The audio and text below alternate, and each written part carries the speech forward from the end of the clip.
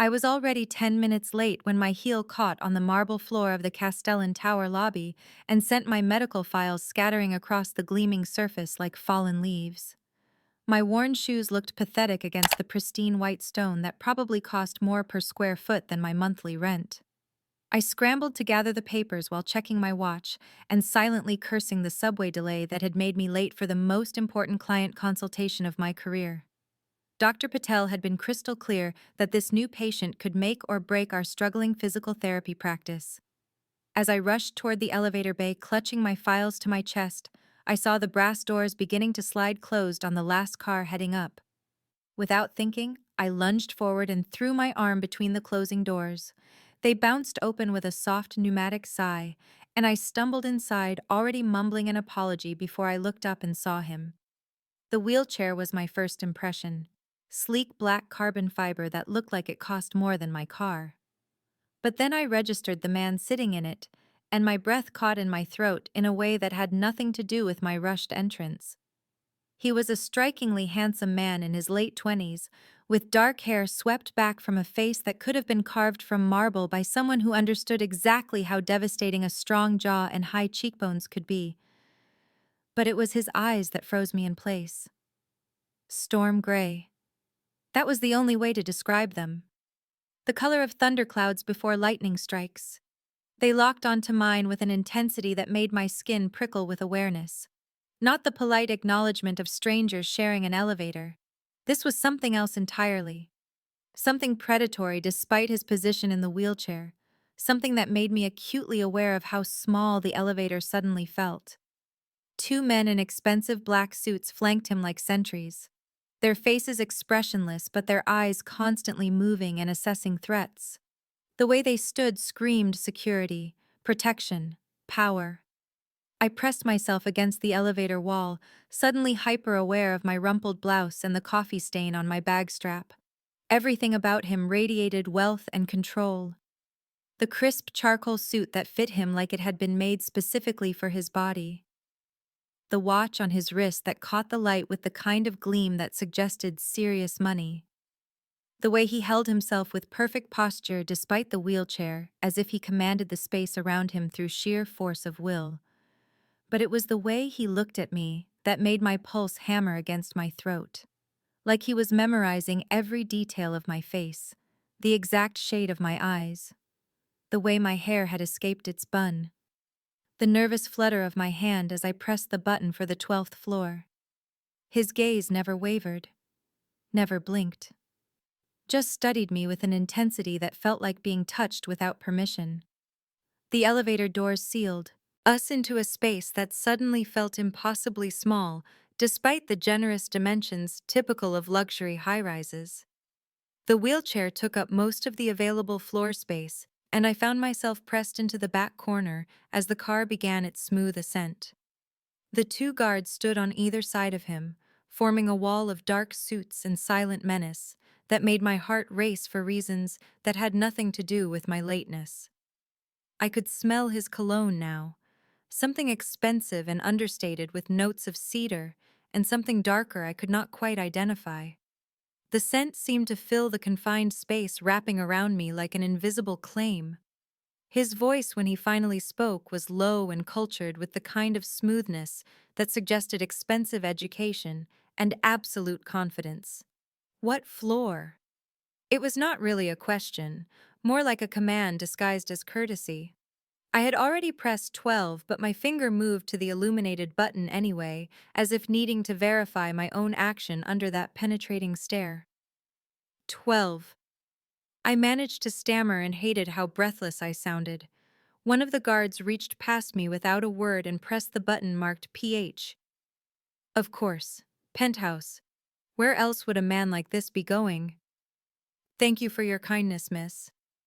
He let the sentence hang in the air, waiting for me to fill in the blank with my name. Every instinct screamed at me not to give it, not to offer any piece of myself to this stranger who looked at me like I was something he had been searching for. But social conditioning and basic politeness won out over self-preservation. Maya. Just Maya. Nothing more. He repeated it slowly as if tasting each syllable. Maya. Greek in origin if I recall correctly. Illusion or perhaps water nymph. The kind of name that suggests something beautiful and just out of reach. His smile was slight but devastating.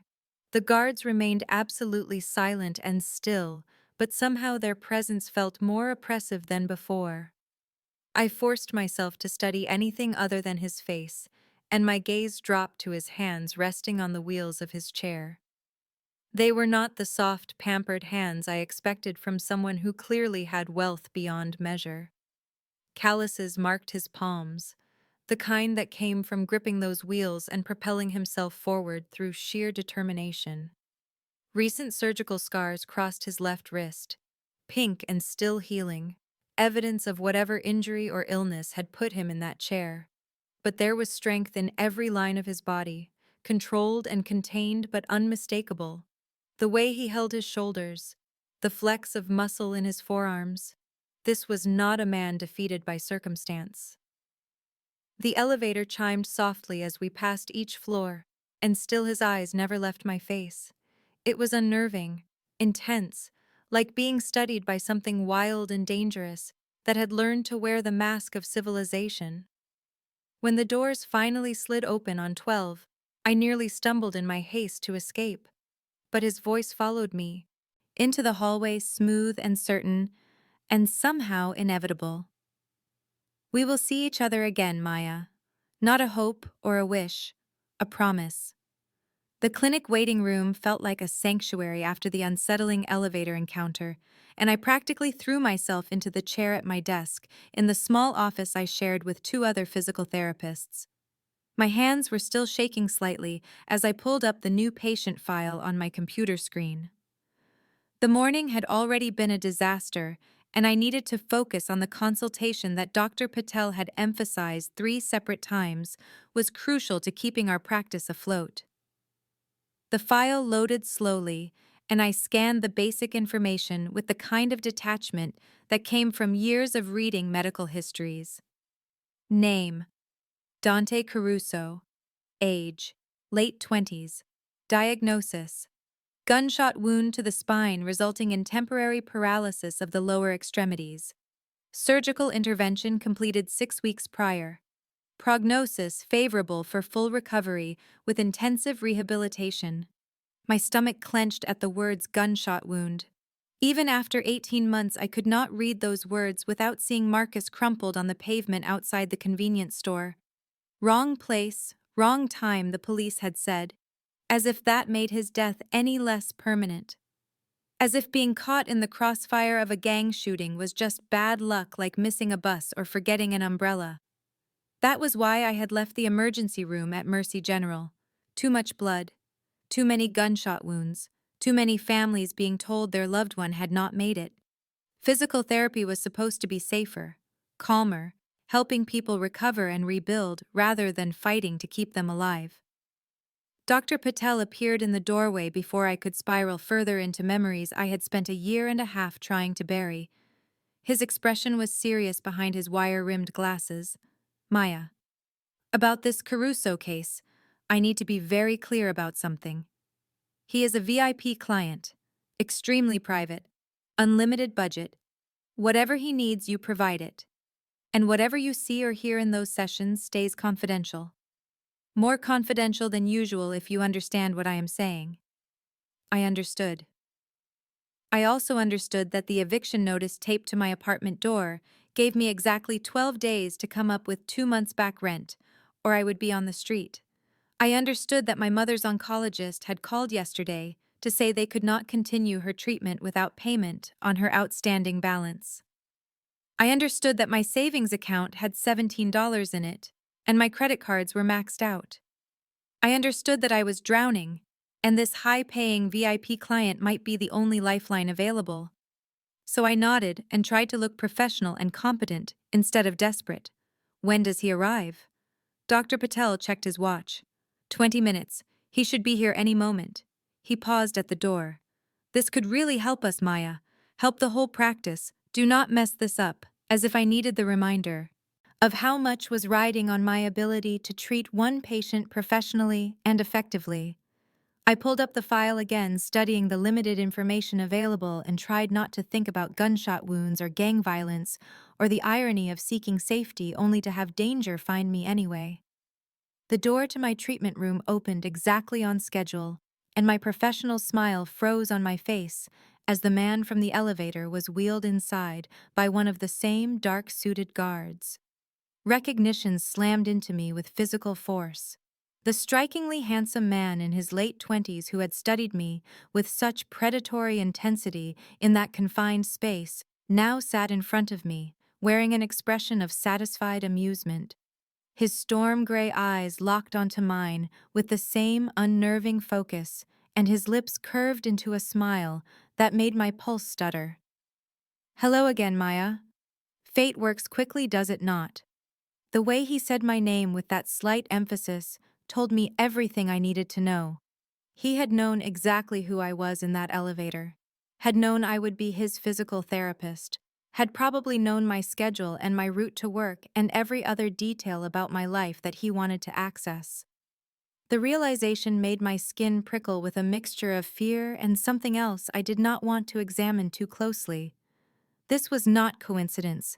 This was calculated, deliberate, a game I had not even known I was playing.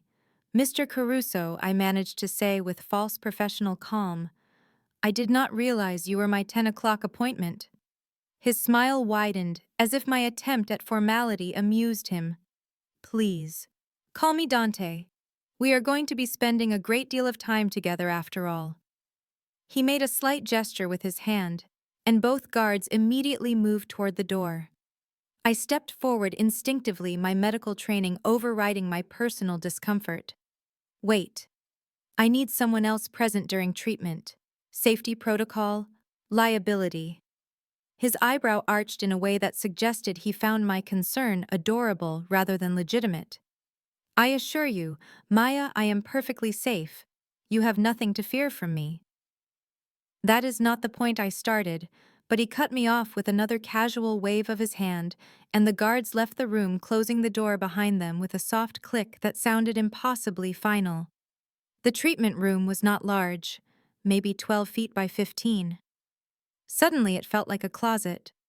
The examination table took up most of the space, along with the parallel bars and various pieces of equipment I used for rehabilitation. With the door closed and Dante positioned between me and the only exit, the walls seemed to press inward. His wheelchair dominated the limited floor space, and I found myself backed against the counter where I kept my supplies. "I do not bite, Maya," he said softly, and his tone made the words feel like both threat and promise. "Unless asked, of course."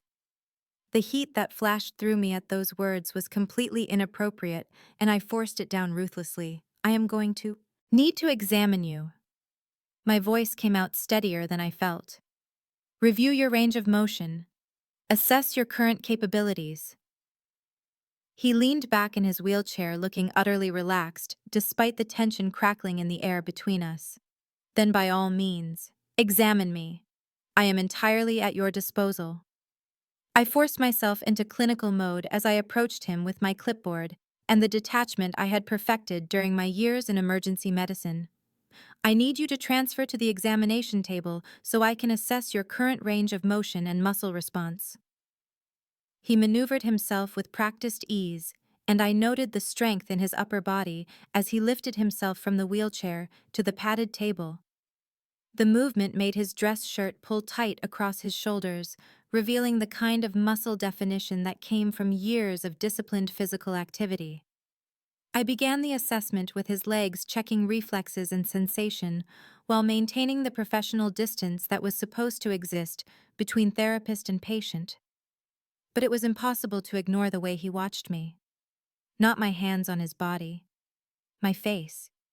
His storm gray eyes tracked every micro-expression as if he was reading a language written in the slight furrow of my brow or the compression of my lips. "You are different," he said quietly as I tested the flexibility of his knee joint. "Different," how I asked without looking up. "Most people who touch me have fear in their eyes, or pity. You have neither." He seemed to search for the right word. Just competence. I moved to his other leg, maintaining my clinical detachment, even as something in his observation made warmth spread through my chest. I am a professional, Mr. Caruso. Dante. My job is to help you recover, not to judge you. When I asked him to remove his shirt so I could examine his back and the site of the spinal injury, he complied without hesitation. What I saw made my breath catch, despite my years of medical training. The gunshot wound was there, of course. Still pink and healing where the bullet had entered just left of his spine. But surrounding it was a roadmap of violence that told a story far more complex than a single shooting. Scars crisscrossed his skin in patterns that spoke of deliberate cruelty, thin lines that could only be knife wounds, circular marks that looked like burns, and at least 3 other bullet wounds in various stages of old healing. One particularly vicious scar across his ribs made me gasp before I could stop myself, and his hand shot out to catch my wrist. His grip was firm, but not painful. "Each one has a story," he said softly. "Would you like to hear them?" My hand trembled in his grasp, and I hated that physical betrayal of the fear suddenly coursing through me. This was not just a man who had been shot. This was a man who had survived things designed to kill him, multiple times. He released my wrist immediately when he felt the tremor, and his expression shifted into something that might have been regret. "Frighten you? It was not a question.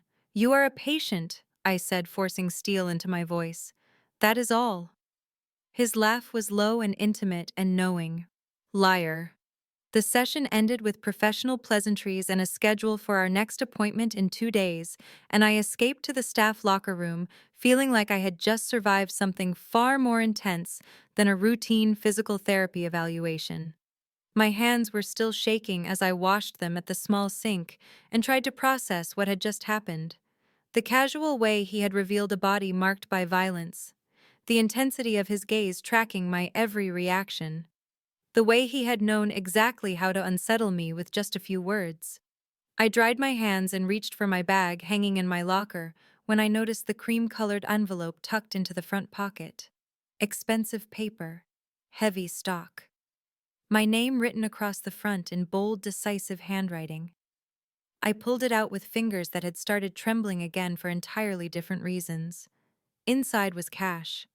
More cash than I had seen in one place in years. $100 bills, crisp and new, bound together with a simple paper band. A quick count told me there was $5,000. 10 times what a single physical therapy session cost, even for a VIP client. The note tucked between the bills was written in the same bold hand. "For your dedication, more than fair compensation. DC." Horror washed over me, cold and immediate. This was wrong, completely inappropriate. Accepting this kind of money from a patient crossed every ethical line in my profession. It did not matter that I desperately needed it. Did not matter that this amount would cover my back rent and make a significant dent in my mother's medical bills. I could not take this. I shoved the envelope into my bag and practically ran through the clinic, ignoring Dr. Patel's questioning look as I burst through the front doors. The black luxury van was still at the curb, and I caught sight of Dante being transferred from his wheelchair by one of his ever-present guards. "Mr. Caruso," I called out, breathless and probably wild-looking. "I cannot accept this. It is inappropriate." He was settled into the van's back seat, but the door remained open, and he looked at me with an expression of mild curiosity, as if my distress was an interesting puzzle. "The money." I pulled the envelope from my bag and held it up. "This is 10 times the cost of a session. I cannot." "Consider it payment for the elevator," he said smoothly. "Your kindness in holding the door. Such gestures have value to me." Before I could formulate a response, the guard closed the van door with a solid thunk, and the vehicle pulled away from the curb, leaving me standing on the sidewalk, clutching $5,000 in cash. I looked up and saw the security camera mounted above the clinic entrance, its lens pointed directly at me, recording me accepting money from a patient. standing there with the envelope in my hands like evidence of a crime. I had just crossed a line I could not uncross, and somehow I knew that had been his intention all along. I brought the envelope to our second session with every intention of refusing it definitively and restoring some semblance of professional boundaries between us. But when I tried to hand it back to him before we even began the treatment, he simply looked at it with the kind of mild disinterest one might show a piece of junk mail. "I do not accept returns, Maya." His tone was pleasant but final. "This is not appropriate," I insisted, holding the envelope out like it might burn me.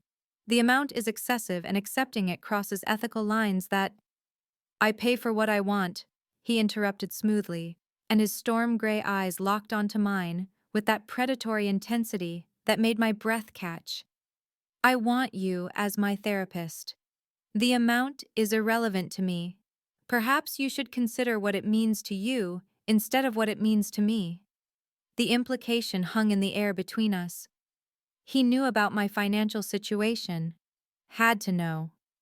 The knowledge should have terrified me, but instead I felt a strange mix of violation and relief. I set the envelope on the counter without another word and moved into the clinical assessment I had planned for the day. Working on his leg strength and testing the return of sensation in his lower extremities required me to touch him with the kind of professional detachment that was becoming increasingly difficult to maintain.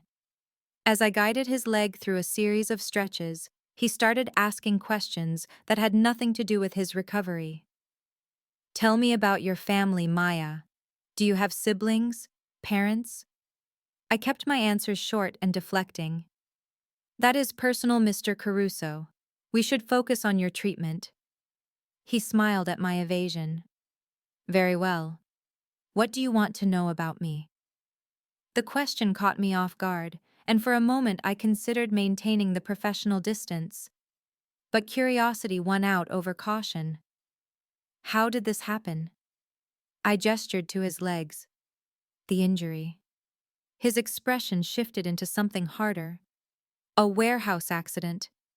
Or that is what the official report says.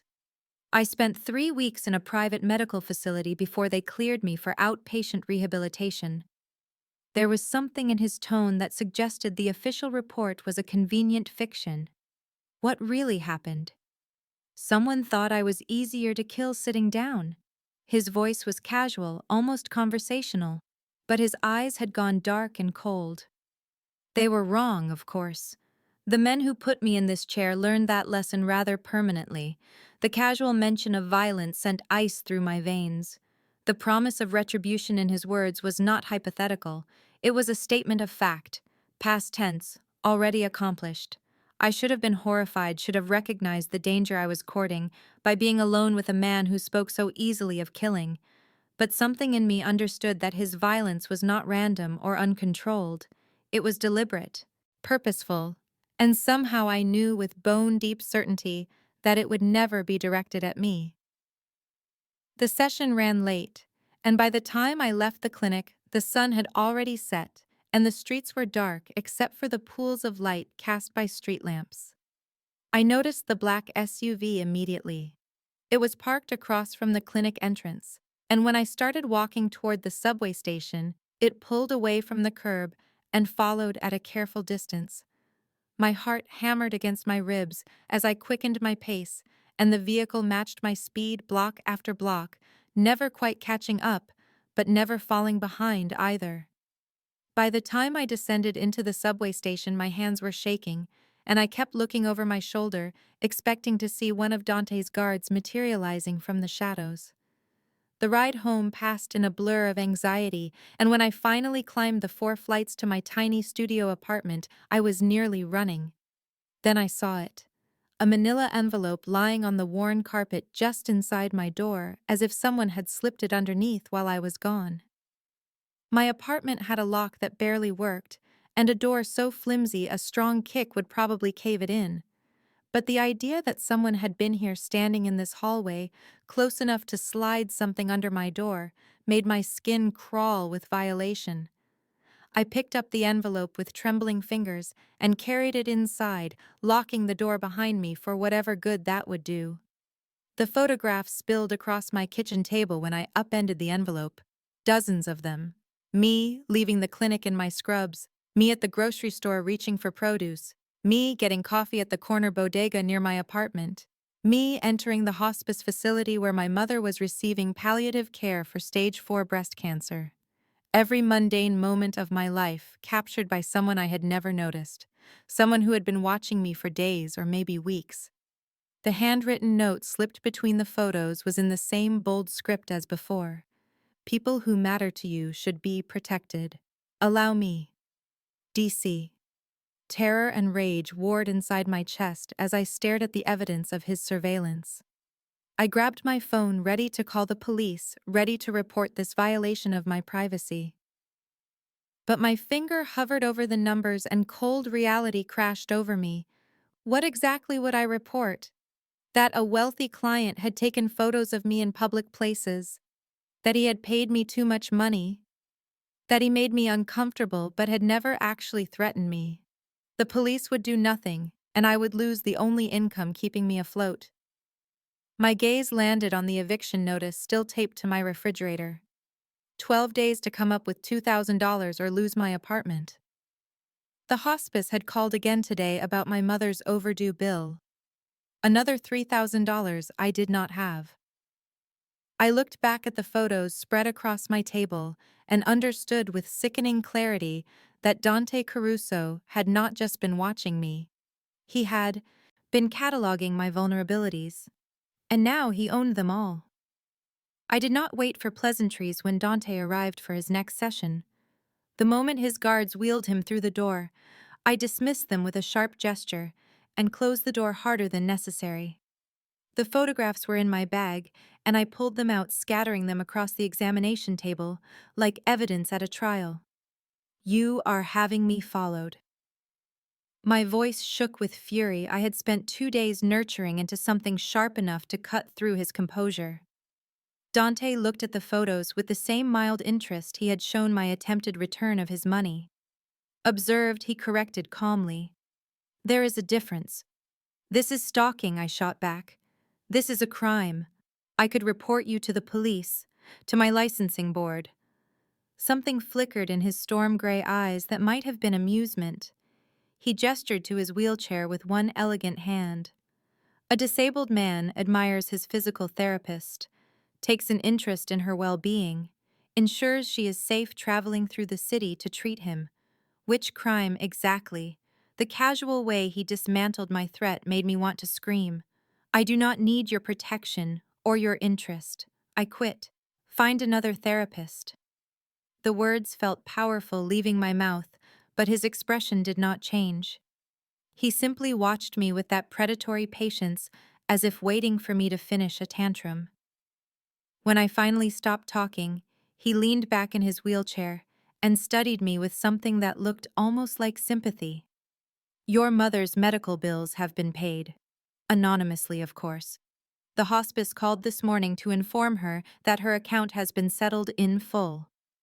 The world tilted sideways, and I grabbed the edge of the examination table to steady myself. What? $47,000 and change.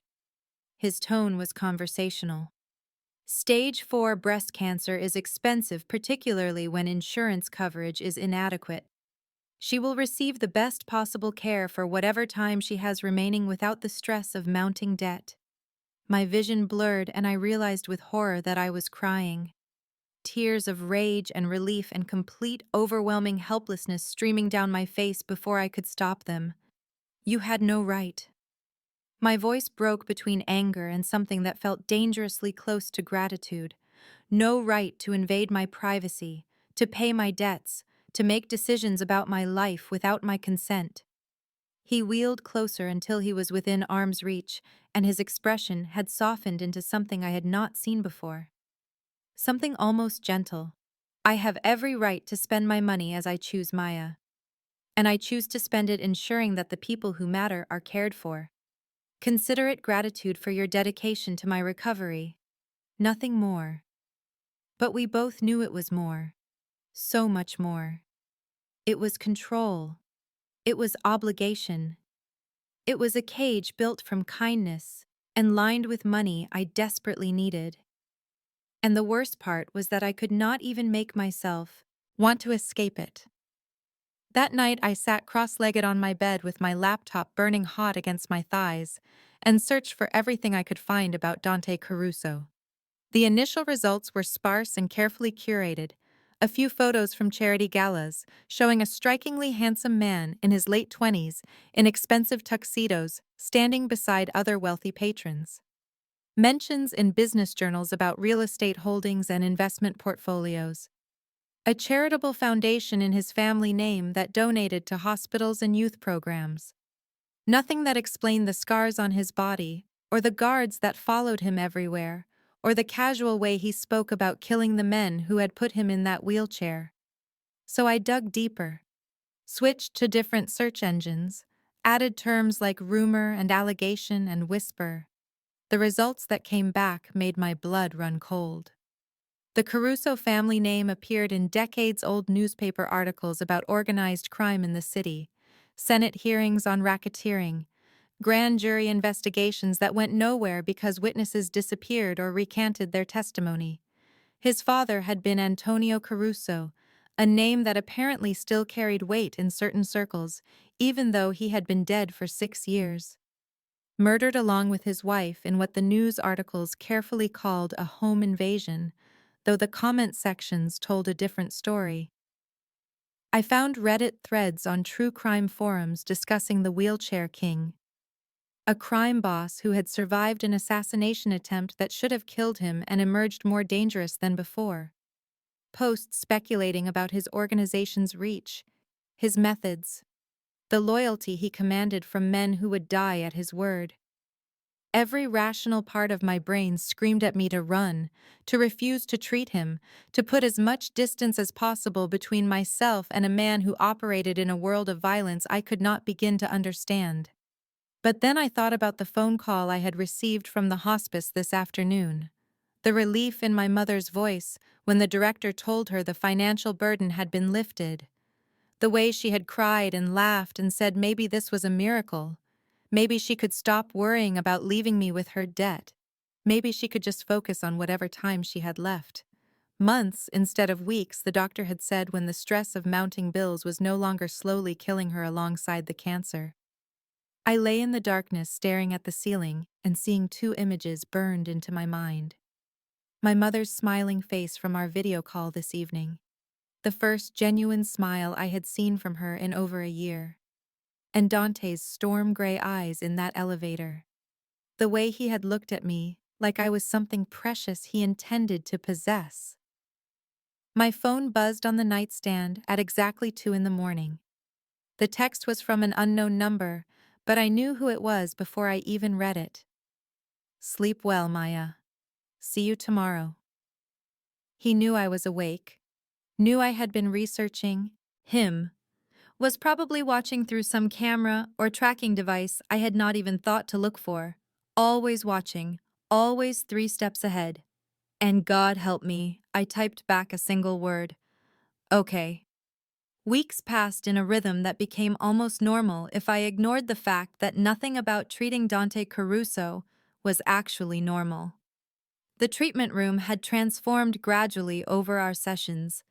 Fresh flowers appeared on the counter every time I arrived, white orchids that probably cost more than my weekly grocery budget. The equipment upgraded piece by piece until I had access to tools most private practices could never afford. State-of-the-art ultrasound machines, computerized gait analysis systems, everything I needed to provide the absolute best care possible. And Dante was progressing, rapidly, far faster than I had dared to hope when I first reviewed his file. The day I discovered he was regaining full sensation in his lower legs, I could barely contain my professional excitement as I ran my hands along his calf, applying pressure at different points. Can you feel this? I asked, touching just below his knee. Yes. His voice held an edge of wonder I had never heard before. And this? I moved lower to his shin. Yes, stronger, like fire under the skin. When I reached his ankle and he jerked slightly at the contact, his face transformed. The hard edges softened. The predatory calculation in his storm-gray eyes gave way to something open and almost boyish. Pure, unguarded joy. For the first time since I met him, he looked like what he was. A strikingly handsome man in his late 20s, experiencing a moment of triumph over the body that had betrayed him. You felt that, I whispered, caught up in the moment. I felt it. He reached down and covered my hand where it rested on his leg, his fingers warm and strong against mine. You are a miracle worker, Maya. The warmth in his voice was dangerous in an entirely different way than his usual intensity. It made my chest tight and my breath shallow. It made me want to lean closer instead of pulling away. I smiled before I could stop myself, genuine and unguarded. This is what I do. This is why I became a therapist. To see moments like this. Our eyes met and held, and something passed between us that had nothing to do with the professional relationship we were supposed to maintain. This was shared victory, mutual triumph, the kind of connection that forms between people who work together toward a common goal and achieve something neither could have accomplished alone. Through the small window in the treatment room door, I caught a glimpse of his guards. Two men in dark suits exchanging knowing looks and small smiles, as if they had seen something inevitable finally beginning to unfold. As if they had been waiting for exactly this moment when their boss looked at me with something other than calculated interest, and I looked back without fear or distance. Just two people sharing something real and precious, and utterly terrifying in its implications. After the session ended, and I had documented his remarkable progress in my notes, Dante remained on the examination table watching me with an expression I could not quite read. Have dinner with me tonight. The request came softly, but with the same underlying certainty that colored everything he said. To celebrate this milestone. Nothing inappropriate, just gratitude between colleagues. Every professional boundary I had tried to maintain screamed at me to refuse. This was already complicated enough without adding social interactions outside the clinic. I cannot, I said, meeting his eyes. It would not be appropriate given our therapeutic relationship. He studied me for a long moment, then nodded with a grace I had not expected. Of course. I understand. He transferred himself back to his wheelchair with the improved strength and coordination that our weeks of work had developed. The invitation stands regardless. Should you change your mind? I watched through the treatment room window as his guards helped him into the black luxury van, watched the vehicle pull away from the curb and disappear into traffic, and felt an unexpected hollow disappointment settle in my chest that I had no right to feel. That evening, I was heating up leftover takeout in my tiny kitchen when the buzzer for my apartment rang. A delivery driver stood in the lobby, holding a large designer shopping bag and a slim box that looked like it contained jewelry. For Maya Chen, he said, checking his tablet. Sign here, please. I carried the packages upstairs with a sense of inevitability, opened them on my bed, and felt my breath catch. The dress was emerald silk, simple and elegant, with a neckline that would be modest but flattering. The kind of dress I would never buy for myself because it probably cost more than 3 months of my rent. Shoes that matched perfectly, Italian leather with a modest heel. And in the jewelry box, a delicate gold necklace with a single diamond pendant that caught the light like captured starfire. The note tucked into the tissue paper was written in his bold, decisive hand. In case you change your mind. The invitation stands. Always. I held the dress up against my body and looked at myself in the small mirror hung on my closet door. It would fit perfectly. I knew without even trying it on. He had somehow learned my exact measurements, had probably known them since our first session when his eyes had catalogued every detail of my body with that predatory precision. The thought should have disturbed me, should have reinforced how thoroughly he had invaded my privacy. Instead, I found myself wondering what it would feel like to wear this dress, to sit across from him at some expensive restaurant, to pretend for one evening that we were simply two people sharing a meal rather than a crime boss, and the woman he had slowly and methodically trapped in a web of obligation and desire. The nerve regrowth phase hit during our next session, and, for the first time, I saw Dante in genuine, uncontrollable pain. His jaw clenched so tight I could see the muscle jumping beneath his skin, his knuckles white where he gripped the arms of his wheelchair. Sweat beaded on his forehead, despite the climate-controlled comfort of the treatment room. The exercises that had been merely uncomfortable the week before now sent lightning bolts of sensation through newly awakening neural pathways. I immediately adjusted the treatment protocol. Gentler movements, slower progression. And I started talking to distract him from the pain the way I used to talk to trauma patients in the emergency room. "Tell me something," I said as I carefully manipulated his knee joint. "Something no one else knows about you." He was quiet for so long I thought he might refuse. Then his voice came low and strained. "My father used to say that weakness was the only unforgivable sin, that a Caruso man never showed pain or fear or doubt. I learned early that love was leverage and trust was a weapon someone could use against you." His eyes were distant, fixed on something I could not see. My brother understood that lesson better than I did, used it when he gave my location to the men who put me in this chair. Family betrayal cuts deepest because you never see it coming. I paused in my movements, my professional training warring with the human impulse to offer comfort. "Your brother?" He nodded slightly. Dante's ghost of a smile held no humor. "Half-brother. Different mothers." He wanted control of the family business, and I was in his way. He did not survive his ambition. The casual mention of what had to be murder should have terrified me, but instead I found myself asking about his mother. "She died when I was 16. Cancer. Like your mother, she is fighting now." His expression softened. "She told me before she died to find someone who sees me. Not my power, or my money, or what I can do for them. Just me." I thought she was being sentimental. The kind of wishful thinking dying people indulge in. His storm gray eyes lifted to mine, and the intensity there made my heart stutter. Now I understand what she meant. The intimacy of that moment felt more invasive than any physical touch. I should have deflected, should have returned to professional distance. Instead, I heard myself saying my fiancé died 18 months ago. Wrong place, wrong time. Caught in crossfire from a gang shooting outside a convenience store. I tried to save him, but there was too much blood, too much damage. I have been half alive since then, just going through the motions." His hand covered mine where it rested on his leg, warm and strong and anchoring. "Then we are both survivors, Maya, both learning to walk again in our own ways. And maybe we can help each other remember how to be fully alive." I arrived at the clinic the next morning to find Dr. Patel standing in the lobby with two police officers and an expression of barely controlled panic. "Maya, thank God."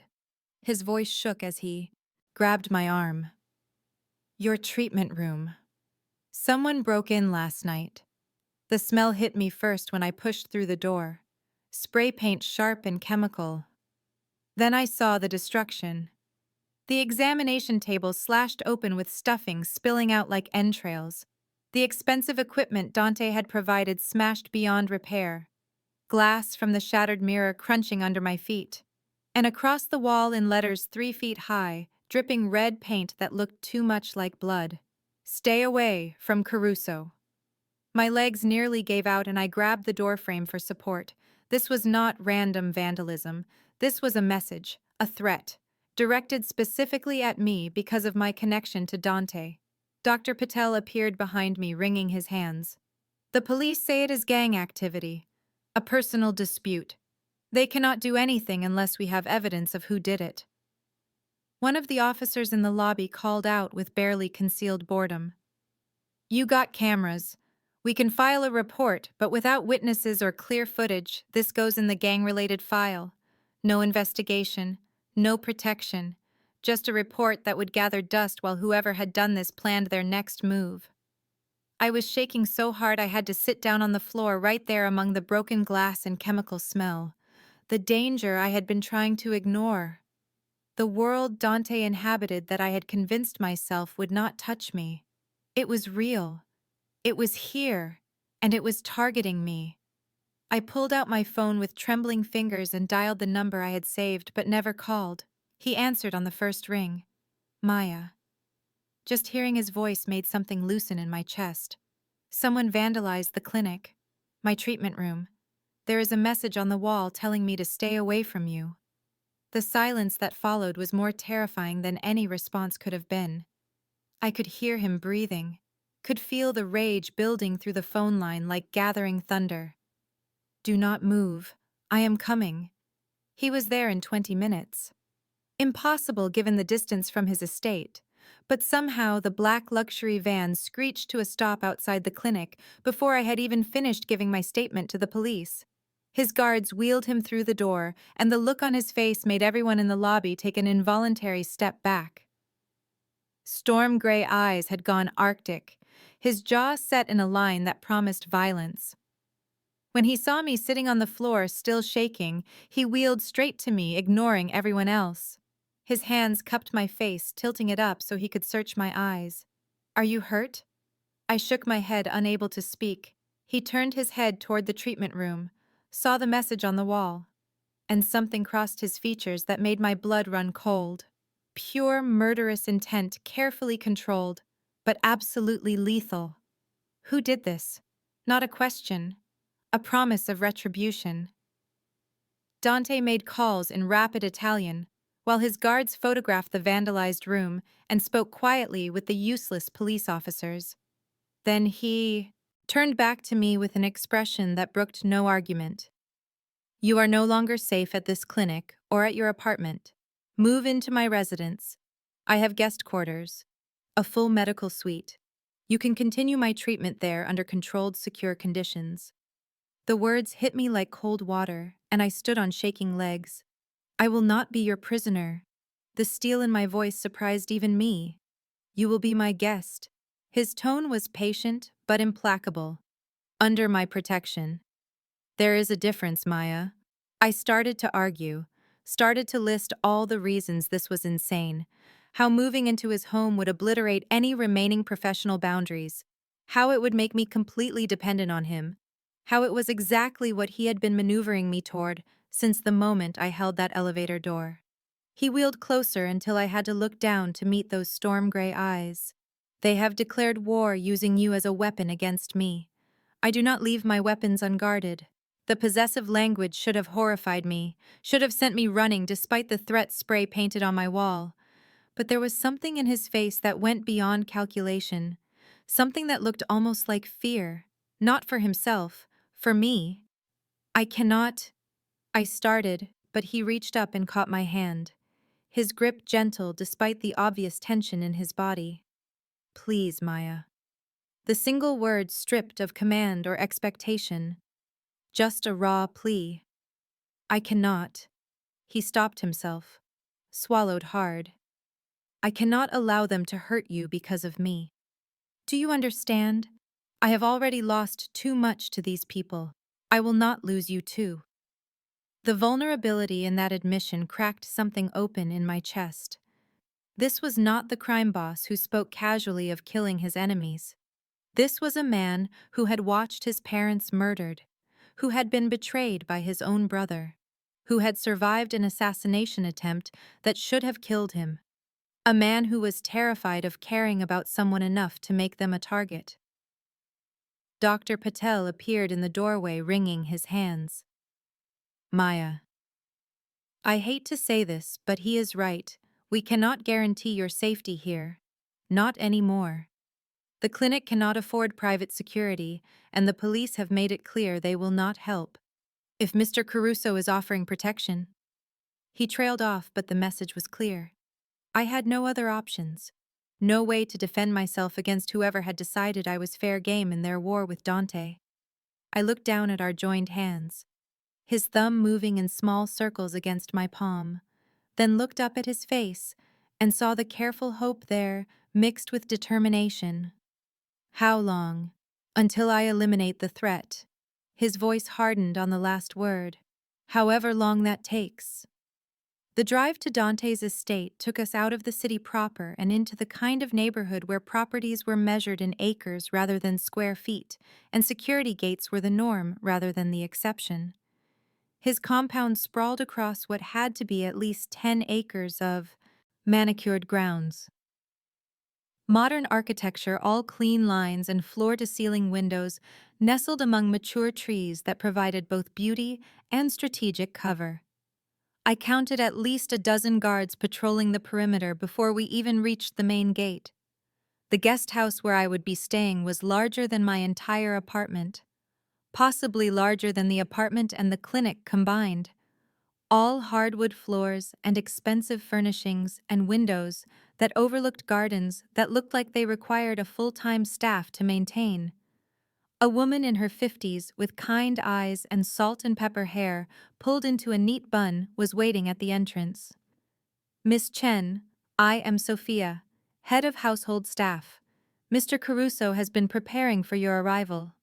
She gestured for me to follow her inside, and what I saw made my breath catch. My belongings were already there. Not just hastily packed, but carefully arranged. My books on the built-in shelves, my photographs on the side tables, my favorite coffee mug from home sitting beside an expensive espresso machine in the kitchen. But beyond my own things were additions that spoke to a level of attention that bordered on obsessive. The closet was filled with clothes in my exact size. Designer labels I recognized from magazine spreads, casual wear and formal dresses and everything in between. The bathroom stocked with toiletries. Not generic hotel offerings, but the specific brands I used. The shampoo I bought from the discount store. The face cream I splurged on once a year. Even the cheap drugstore mascara I preferred over expensive alternatives. He had been watching me long enough to know these details. Had been planning this long enough to acquire everything I might need. The presumption of it should have made me furious, should have reinforced every fear about his need for control. Instead, I felt a strange sense of relief wash over me, like coming home after a long, exhausting journey. "Mr. Caruso asked that I show you the medical suite when you are settled," Sophia said gently. "It is adjacent to the main house, just through that covered walkway." The medical suite was something out of a teaching hospital. State-of-the-art equipment I had only dreamed of having access to. Parallel bars and resistance machines and diagnostic tools that cost more than I would make in 5 years. And there in the center of it all sat Dante in his wheelchair, watching me take it all in with an expression that might have been nervousness if I did not know better. "Is it acceptable?" "Acceptable," I whispered. "It is too much. For you." His storm-gray eyes locked onto mine with that devastating intensity. "Nothing is too much." The first week at the estate I maintained rigid professional boundaries as if they could protect me from what was already inevitable. Daily physical therapy sessions in the medical suite. Meals taken separately in my guest house while he ate in the main residence. Minimal interaction outside of treatment times. I told myself I was still just his therapist. That this was a temporary arrangement until the threat was neutralized. That nothing fundamental had changed, despite the fact that I now lived on his property surrounded by his guards and sleeping under sheets he had provided. But I noticed things. Small gestures that betrayed the depth of his attention. Fresh flowers appeared in my room every morning. Not the expensive orchids from the clinic, but wildflowers. Daisies and black-eyed Susans, and Queen Anne's lace arranged in simple glass vases. My favorite foods materialized at breakfast without me ever requesting them. The specific brand of yogurt I preferred. Strawberries, even though they were out of season and probably cost a fortune. The coffee beans I loved from the small roaster near my old apartment. He never pressured me. Never appeared at my door uninvited. Never suggested our relationship was anything other than professional despite the intimacy of our shared space. I should have been grateful for the distance. Instead, I found myself watching for him, looking out my window toward the medical suite at odd hours. And that was how I saw him one night around 11, alone in the parallel bars, practicing the walking exercises we had been working on, his face tight with concentration and determination. No guards, no witnesses to his struggle, just a strikingly handsome man in his late 20s fighting to reclaim what had been taken from him. I watched him take 3 shaky steps, then 4. Then his leg buckled, and he went down hard. I was out the door and running across the covered walkway before I could think. Found him on the floor of the medical suite, struggling to pull himself back up to his wheelchair with just his upper body strength. "You should have called someone," I said breathlessly as I knelt beside him. His jaw was clenched with pain and embarrassment. "I am not helpless." The pride in his voice was almost heartbreaking. "I know," I said softly, "but everyone needs help sometimes. Even you." I slipped my arm around his waist and helped him lever himself up. He was heavy, all solid muscle despite the weeks of reduced mobility. We were pressed close together, my body supporting his breath warm against my temple. When he was finally back in his wheelchair, we were both breathing hard, our faces inches apart. His storm gray eyes searched mine, and I saw something raw there, something that made my heart stutter. "Thank you," he said quietly, "for not making this more than it is." But we both knew it was already so much more than either of us wanted to admit. 3 weeks after I moved onto the estate, Dante took his first unassisted steps, and the joy on his face was so pure and overwhelming that I forgot every boundary I had been trying to maintain.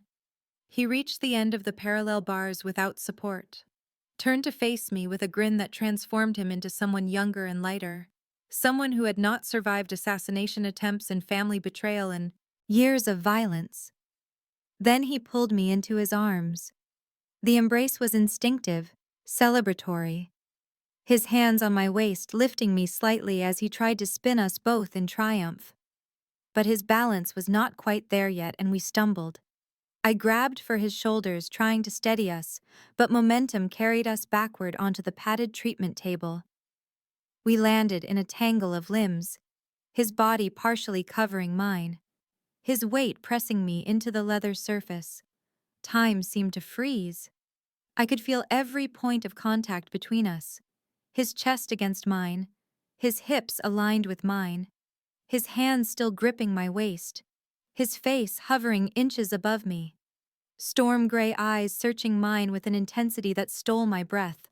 I saw the exact moment the joy shifted into something darker and more dangerous, saw heat replace triumph, saw the predator I had glimpsed in that first elevator ride surface in the way his gaze dropped to my mouth. "Tell me no, Maya." His voice was rough, strained with control that was clearly costing him. "Tell me to stop, and I will." I opened my mouth to do exactly that, to reassert the professional boundaries we were about to obliterate, to protect us both from the complication of acting on what had been building between us for months. But the words would not come. I did not want him to stop, did not want to push him away, wanted with a ferocity that terrified me to know what his mouth would feel like against mine. He took my silence as the permission it was and closed the distance between us. The kiss was nothing like I expected, not gentle or tentative or careful. It was desperate, hungry, months of tension and denial and wanting releasing all at once in the press of his lips and the sweep of his tongue and the way his hands tightened on my waist like he was afraid I might disappear. I kissed him back with equal desperation, my fingers tangling in his dark hair, my body arching up to meet his, everything I had been fighting, everything I had been denying, pouring out in that single shattering moment of surrender. When we finally broke apart, we were both breathing hard. His forehead rested against mine, his eyes closed, his hands still holding me like I was something precious he had finally been allowed to touch. "This complicates things," I whispered. "Things were already complicated," he replied, his lips curved into a smile against my temple. "This just makes them honest." The morning after the kiss, I woke early with my lips still tender and my mind spinning with the implications of what we had done. I walked across the covered pathway to the main house intending to find Dante and talk about what had happened between us, what it meant, how we could possibly navigate a relationship built on such unstable ground. I heard his voice before I reached his office, low and cold and utterly devoid of the warmth I had heard in it yesterday. Speaking in English, which meant he wanted whoever was on the other end of the call to understand perfectly. Find him. I want to know where he sleeps, where he eats, everyone he cares about. Then make it hurt. Make it last. Make sure he understands exactly why this is happening before you end it. I froze in the hallway outside his partially open door. Ice flooded my veins as reality crashed back over me with brutal clarity. This was not the man who had kissed me yesterday. This was the crime boss, the killer, the predator, who ruled through fear and violence. I must have made some sound, because his head turned toward the door, and his storm-gray eyes locked onto mine. He ended the call without another word, and set his phone down on the desk with careful precision. "Who are you ordering hurt?" My voice shook, but I forced myself to step into the office, to face him directly. "The man who vandalized your clinic. He did not lie or deflect, did not try to soften it. Who threatened you? You cannot just hurt people because they threatened what is mine." He cut me off and wheeled closer with that predatory focus I had not seen directed at me in weeks. "Yes, I can. I will. Always. Anyone who touches you, anyone who frightens you, anyone who even thinks about using you to get to me. They will learn that lesson in blood and pain, and they will never forget it." The possessiveness in his words, the casual certainty of violence. It should have sent me running, should have reminded me exactly why I had tried so hard to maintain boundaries. "I am not a good man, Maya." He stopped his wheelchair directly in front of me, and his eyes held mine without flinching. "I never pretended to be. I have killed. I will kill again. I operate in a world where mercy is weakness and hesitation gets you buried. But I am good to those I protect. And you." His hand reached out to cup my face with surprising gentleness. "You I will protect with everything I have. Even if that protection requires me to do things that make you look at me the way you are looking at me right now." I fled to the gardens after the confrontation, needing air and space and distance from storm-gray eyes that saw too much. The morning was cool and damp with dew still clinging to the perfectly maintained flower beds. I found a stone bench beneath an old oak tree and sat with my head in my hands, trying to reconcile the man who had kissed me yesterday with the man who had just casually ordered someone tortured. Marco found me there 20 minutes later. His approach was silent, but I felt his presence and looked up to find him studying me with an expression that might have been sympathy. "You should know what you are getting into, Miss Chen."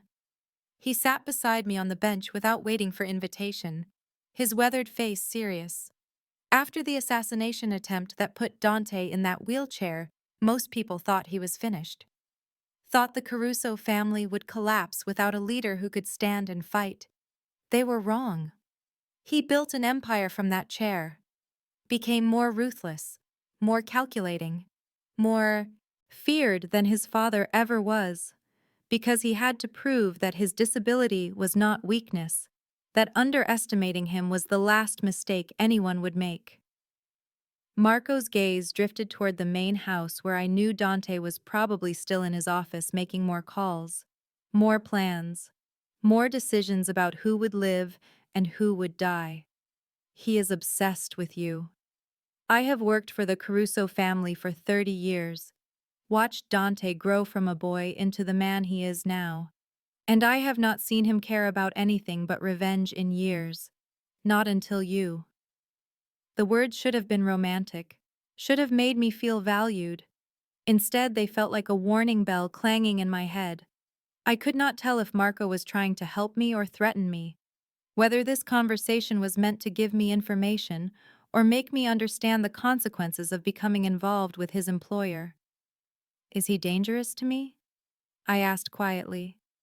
The question that had been haunting me since I first saw those scars on Dante's body. Since I first heard him speak casually of killing. Marco's laugh was low and without humor. To you. No. He would die before he let anyone hurt you. That obsession I mentioned. It means you are probably the safest person in the city right now. But for you. His expression turned grave. Absolutely. Everyone who matters to him becomes a target. His mother, his father, even his brother before the betrayal. Loving Dante Caruso means painting a target on your back that will never come off. It means living with guards and security, and the constant knowledge that someone somewhere is planning how to use you against him. He stood and looked down at me with something like pity. The question is whether what he offers is worth that price. 2 days after my conversation with Marco, Dante appeared at my guest house door, with an invitation printed on heavy cardstock. A charity gala, black tie, the kind of event where the wealthy and powerful gathered to see and be seen while writing tax-deductible checks. I want you by my side. His storm-gray eyes held mine with that intensity that still made my breath catch. Let them see you are under my protection. Let them understand what it means to threaten you. The emerald silk dress fit perfectly when I finally surrendered and put it on. The one he had sent weeks ago, when this had all seemed simpler. The neckline was modest, but the way it draped across my body was anything but. The diamond necklace caught the light with every breath. I looked like someone who belonged in his world, and that terrified me almost as much as it thrilled me. The entrance to the gala was orchestrated like a military operation. Dante's guards formed a perimeter as his wheelchair rolled through the grand entrance of the hotel ballroom. But it was not the guards that commanded attention.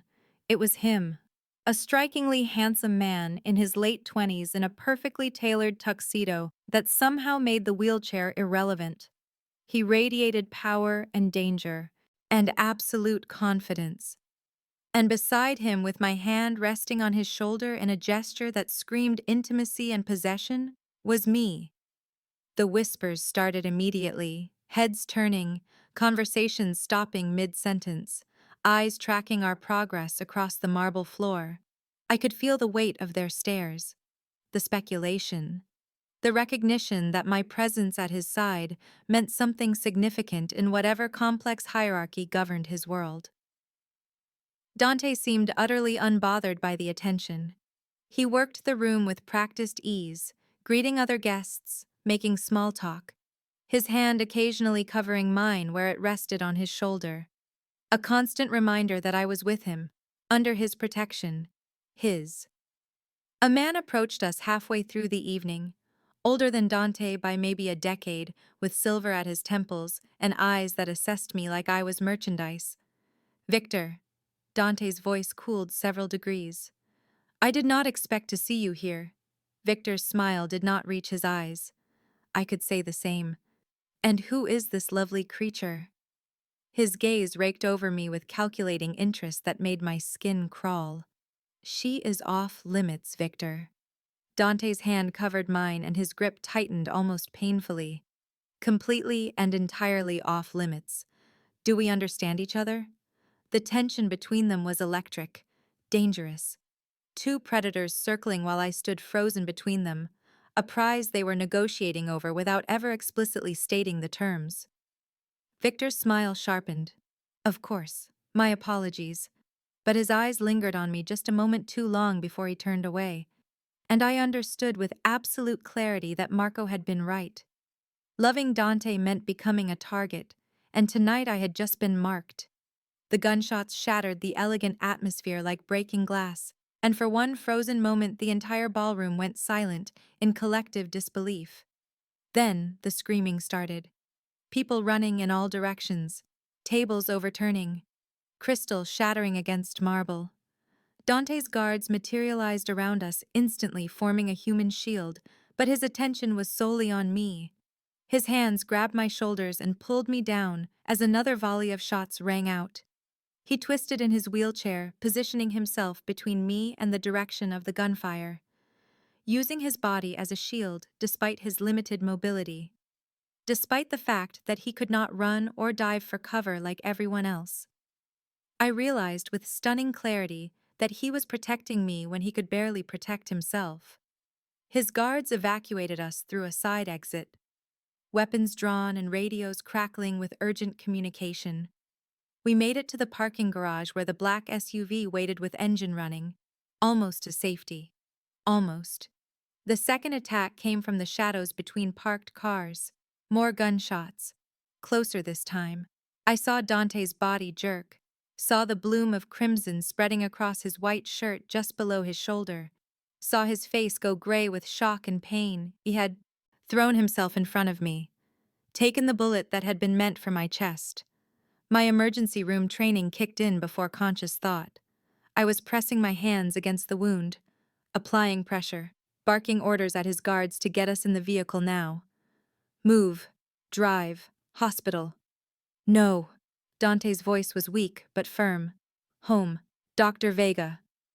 No hospitals. The SUV tires squealed as we raced through city streets. I was in the back seat with Dante's head in my lap, my hands slick with his blood. The emerald dress he had chosen for me now stained crimson. I kept pressure on the wound with one hand and used the other to keep his face turned toward me. To keep him conscious. Stay with me. I commanded using the same tone I had perfected on trauma patients. Dante. Look at me. Stay awake. His storm gray eyes struggled to focus, blood at the corner of his mouth. His breathing shallow and rapid. Signs of shock setting in.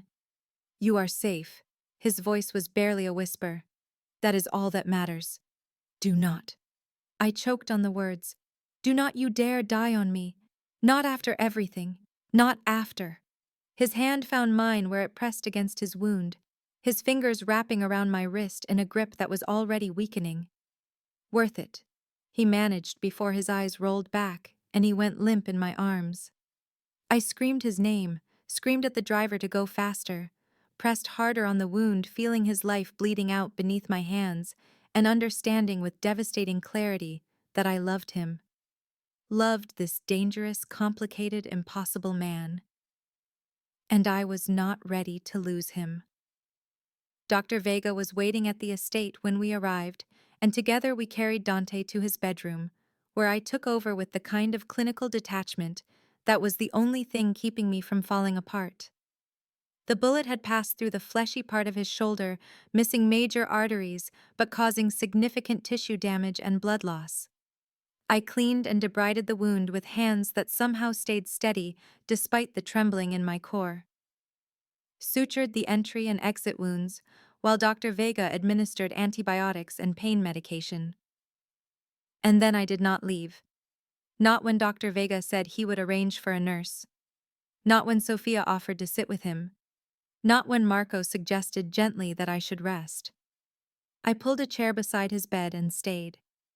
3 days blurred together in a cycle of monitoring vitals and changing bandages and forcing fluids past his lips. On the second night, the fever hit, his temperature spiking to dangerous levels despite the antibiotics. I battled it with ice packs and cool cloths and sheer stubborn determination. Refused to let him slip away after he had taken a bullet meant for me. In his delirium, he called for his mother, spoke in Italian and English about fears and failures and betrayals. And in the darkest hours before dawn on the third night, he said my name. Not Maya. Just her. Cannot lose her. Not Maya. Cannot. The desperate pain in his voice, even unconscious, made my chest tight and my eyes burn with tears I had been holding back since the parking garage. I realized then that I had been lying to myself about the depth of his feelings. This was not obsession or possession or the calculated interest of a man who took what he wanted. This was love. Raw and desperate and terrifying in its intensity. And God help me, I loved him back. Loved him despite the violence and the danger and the impossibility of any future together. Loved him with the same desperate intensity that made him throw his body in front of bullets meant for me. When the fever finally broke on the morning of the fourth day, I had fallen asleep in the chair beside his bed. my hand still holding his, my head resting on the mattress near his shoulder. I woke to the gentle touch of fingers in my hair, opened my eyes to find him watching me with storm-gray eyes that were clear and focused for the first time in days. "You stayed." The wonder in his voice made my throat tight. Of course I stayed. The simplicity of my response seemed to tell him everything he needed to know. His hand cupped my face, thumb brushing away a tear I had not realized was falling. And in that moment, with dawn light filtering through the windows, and his blood still staining my clothes, we both understood that whatever we had been fighting against had already won. Marco brought the news, while Dante was still recovering in bed with me, sitting beside him, changing his bandages for what felt like the 100th time. The assassination attempt had been ordered by Viktor Kozlov, the same man who had approached us at the gala with calculating eyes. But the target had not been Dante. Every shooter had been aimed at me.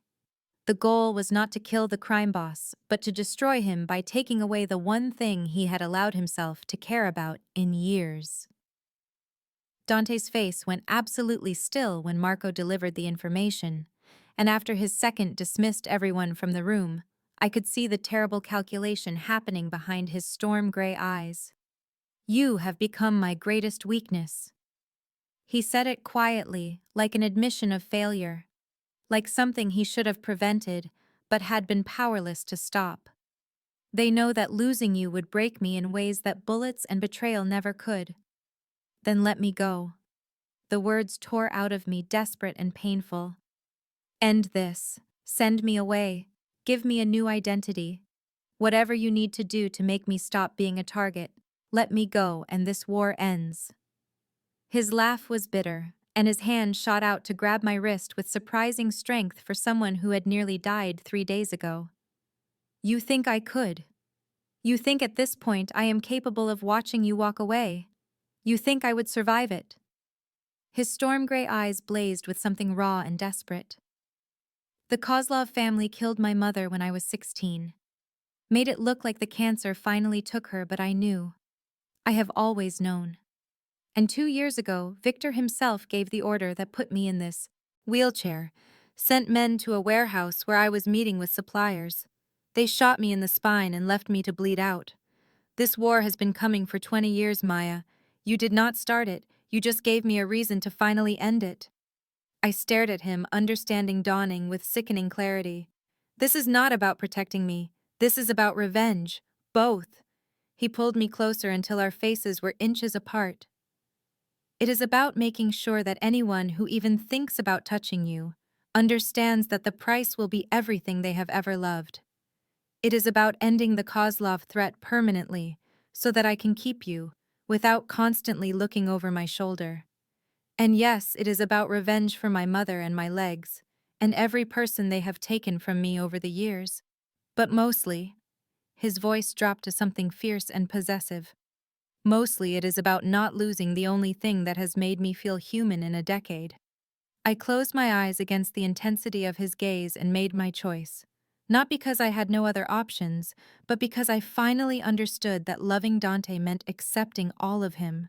The violence and the vengeance and the world he inhabited, if we do this. I opened my eyes and met his stare. If I stay, then I stay all the way. No more pretending this is temporary. No more professional distance. I am yours, and you are mine, and we face this together. I locked myself in the guest house after that conversation and refused to see anyone for an entire day. I needed space, needed silence, needed to think clearly without storm-gray eyes watching my every reaction and without the intoxicating pull of his presence clouding my judgment. I sat at the small desk and made lists like I was planning a patient care protocol instead of deciding the entire direction of my life. Reasons to leave. Danger. Constant threat from his enemies. Violence that would always be part of his world. Moral compromise in loving a man who ordered people hurt and killed without hesitation. The loss of the quiet, safe life I had been trying to build since Marcus died. Reasons to stay.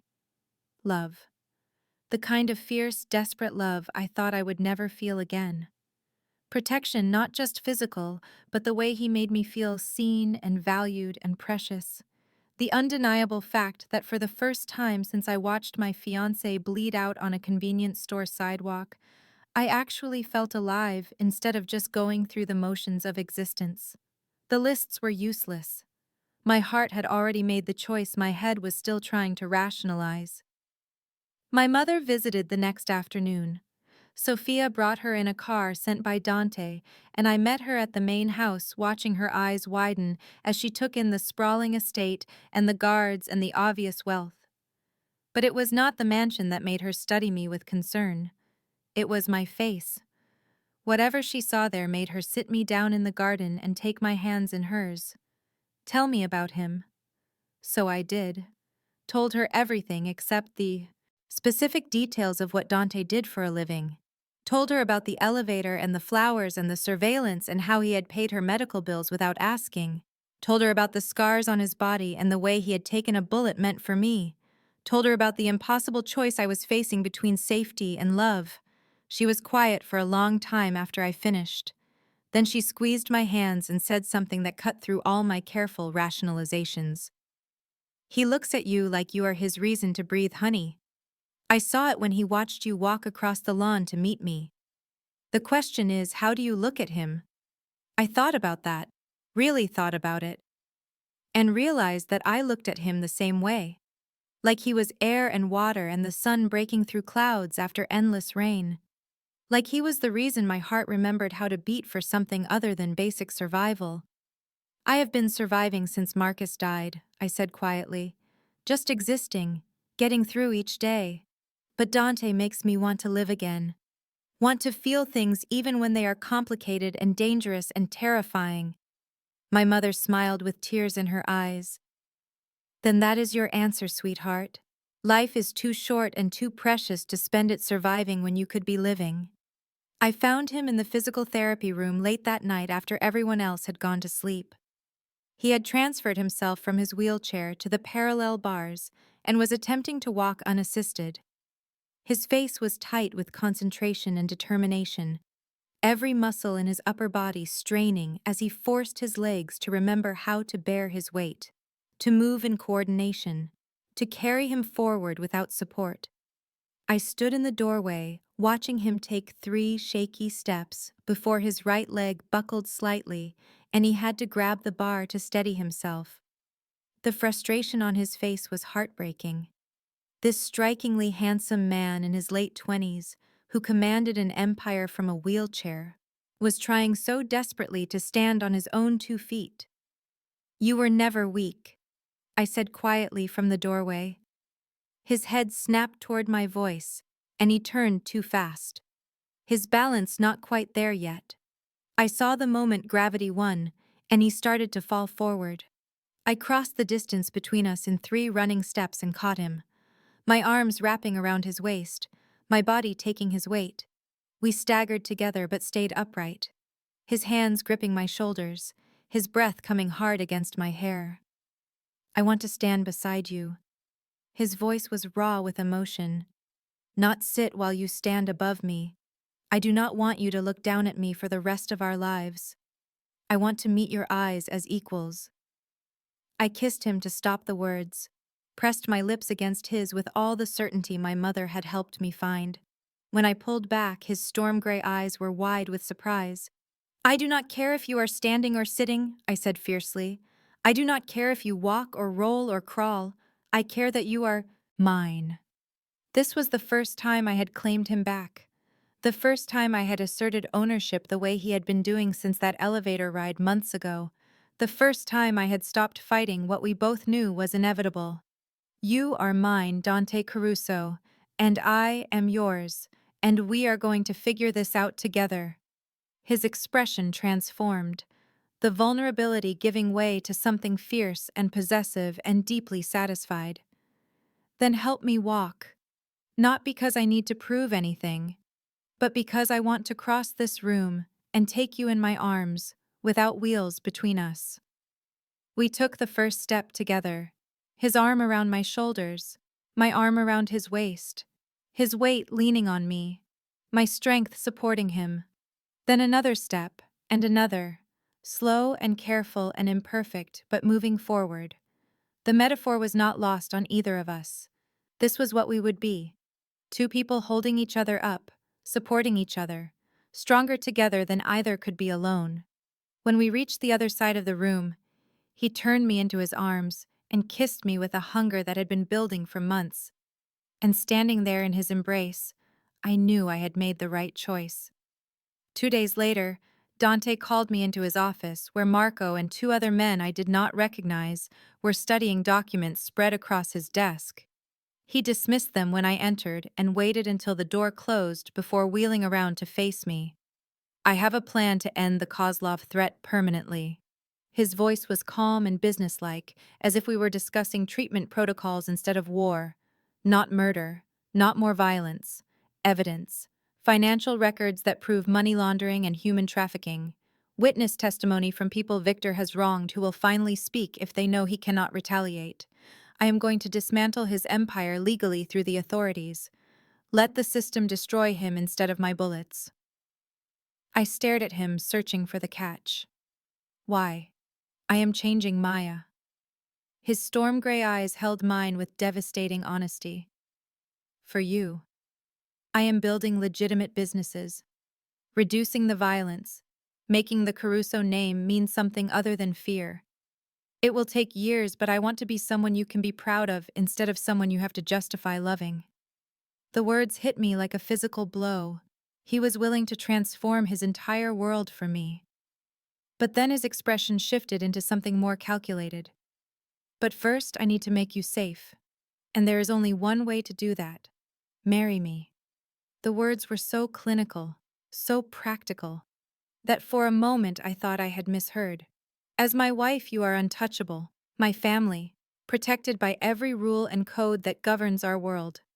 Victor cannot target you without declaring war on the entire organization. No one can. Marriage is the only thing that makes you absolutely safe.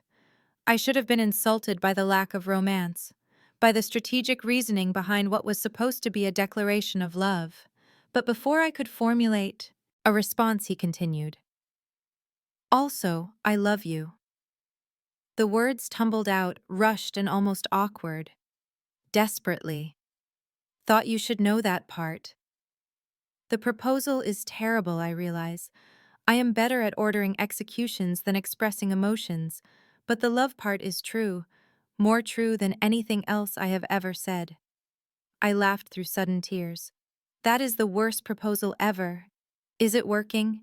The hope and fear in his voice, in his eyes, made him look younger, vulnerable, like the boy who had lost his parents and survived assassination and built an empire from a wheelchair was finally asking for something he actually wanted instead of taking it.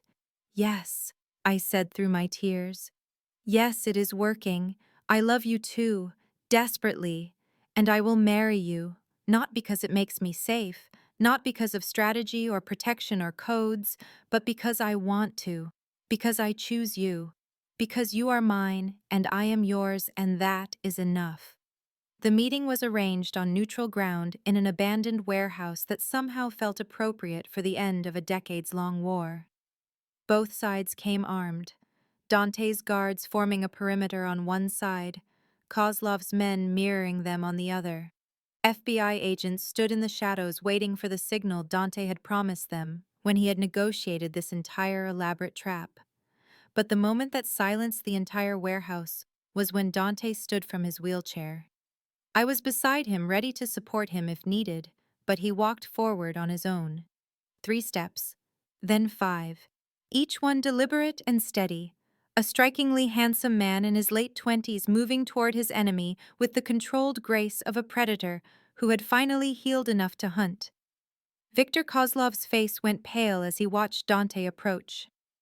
You tried to break me. Dante's voice carried across the space, cold and precise. Put a bullet in my spine. Left me for dead. Made me stronger. Made me more dangerous than I ever was on my feet. Then you tried to kill what I love. His hand found mine and squeezed, made me realize what actually matters, what is worth fighting for, what is worth changing for. He pulled a thick envelope from his jacket and tossed it to the nearest FBI agent. Viktor Kozlov's trafficking network, money laundering operations, murder for hire contracts, witness testimony from 17 people willing to testify in exchange for protection, everything you need to dismantle his empire and put him away for life. The rage on Kozlov's face was terrifying. His hand moved toward his jacket where I knew he must have a weapon. But Dante's guards were faster. A dozen guns trained on Kozlov before he could draw. The FBI agents stepped forward, badges raised and weapons drawn. Viktor Kozlov, you are under arrest for conspiracy to commit murder, racketeering, and human trafficking. The words were clinical and procedural and utterly final. I watched as they cuffed him, as his men were disarmed and detained, as his entire empire crumbled in the space of 5 minutes because Dante had chosen evidence over execution, law over violence, a future with me over the satisfaction of pulling the trigger himself. He turned to face me when it was over, still standing, still holding my hand, his storm-gray eyes searching mine for judgment or approval, or maybe just confirmation that I understood what this had cost him, what he had given up for me.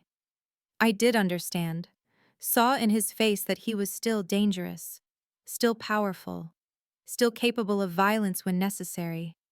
But he had chosen a different path, had proven that he could be more than what his father had built, more than what circumstances had forced him to become. For me, because of me, and maybe most importantly, for himself. The ceremony was small and intimate 3 weeks after Viktor Kozlov's arrest. Just close friends and trusted members of Dante's organization gathered in the gardens of the estate, where flowers bloomed in wild profusion, and the late afternoon sun painted everything gold. I stood at one end of a white runner stretched across the lawn, wearing a simple ivory dress that Sophia had helped me choose, and holding a bouquet of wildflowers that reminded me of the ones that had appeared in my room every morning. When the music started, I looked toward the house expecting to see Dante being wheeled down the makeshift aisle. Instead, he appeared in the doorway standing, walking toward me completely unaided. Each step deliberate and steady, his gift to me, proof of how far we had both come. Tears blurred my vision as he reached me and took my hands in his. The wheelchair sat empty in the front row beside Marco, a symbol of the journey we had traveled together, a reminder that strength came in many forms. When it was time for vows, I looked into those storm-gray eyes that had first captured me in an elevator months ago and spoke from my heart. You held doors open for me I did not know existed, showed me that strength comes in many forms, and that protecting someone does not mean controlling them. You taught me to live again instead of just surviving, to feel deeply even when it is terrifying, to choose love even when it is dangerous. His voice when he responded was rough with emotion. You saw me when I was invisible to myself, valued me when I was broken in ways that had nothing to do with my legs. You are the only miracle I have ever believed in, Maya, the only thing pure in a life built on compromise and violence. You make me want to be better, to build something worthy of you. As we kissed to seal our vows, I heard Marco whisper to Sophia with satisfaction in his voice. Told you she would be good for him. Sophia's response was equally quiet, but I caught it anyway. Told you he would be good for her. They were both right. We had been good for each other, had healed wounds neither of us thought could heal, had learned to stand together when standing alone had almost destroyed us both. When we finally broke apart, Dante kept his forehead pressed against mine, his hands cradling my face like I was something infinitely precious. Thank you, he whispered so quietly only I could hear, for holding the elevator, for seeing me, for choosing this. I smiled against his lips. Thank you for making me want to be chosen, for giving me reasons to live instead of just exist, for loving me enough to change your world. We walked back down the aisle together, his arm around my waist, my hand on his chest over his heart. Behind us, the empty wheelchair sat as testament to what we had overcome. Ahead of us lay a future neither of us could have imagined 6 months ago. Dangerous, perhaps. Complicated, certainly. But ours. 1 year later, I found myself back in a hospital lobby, but this time it was for a routine prenatal appointment instead of a late consultation with a dangerous patient who would change my life forever.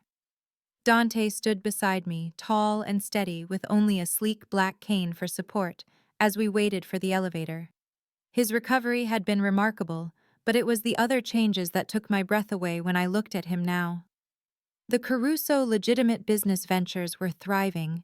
The violence that had defined his world was slowly being replaced by strategic partnerships and legal operations. He would never be a saint, but he was trying. For me. For the life we were building together. For the child growing inside me who kicked against my hand as if in agreement. The elevator doors began to slide closed, and a young woman with her arms full of medical files lunged forward, clearly running late and overwhelmed. I smiled as she caught the door with her hand and slipped inside, breathless and apologetic. "Thank you," I told her warmly, and she nodded absently, already checking her watch and muttering about being late for rounds. Dante and I exchanged a knowing look as the doors sealed us into the confined space. His storm-gray eyes held that same intensity that had captured me all those months ago, but now there was warmth there too. Love and contentment in something that looked like peace. "Remember when you held that elevator for me?" He murmured quietly enough that the young woman scrolling through her phone did not hear. "Changed my life," I responded, letting my hand find his. "Changed mine first." His fingers laced through mine. "The moment I saw you standing there with your worn shoes and your rumpled scrubs and your kindness, I knew." Knew what? That I had found my reason to stand up again. His free hand moved to rest on my rounded stomach where our daughter was doing what felt like gymnastics. That I had found someone worth changing for. Worth fighting for. Worth choosing law over violence and building something real instead of just surviving. The elevator chimed softly as it reached our floor, and the young woman rushed out, still distracted by whatever crisis was making her late. We moved more slowly, Dante steady on his cane, and me moving with the careful waddle of someone 6 months pregnant. But before we stepped out, I caught our reflection in the polished brass doors. A strikingly handsome man in his late 20s standing tall beside a woman whose face glowed with more than just pregnancy. His arm around my waist, my hand over his on my stomach. Two people who had found each other in the most unlikely circumstances and built something neither of us had thought possible. I had held a door for a man in a wheelchair, and he had not been able to take his eyes off me. Now he stood beside me, and I would never look away.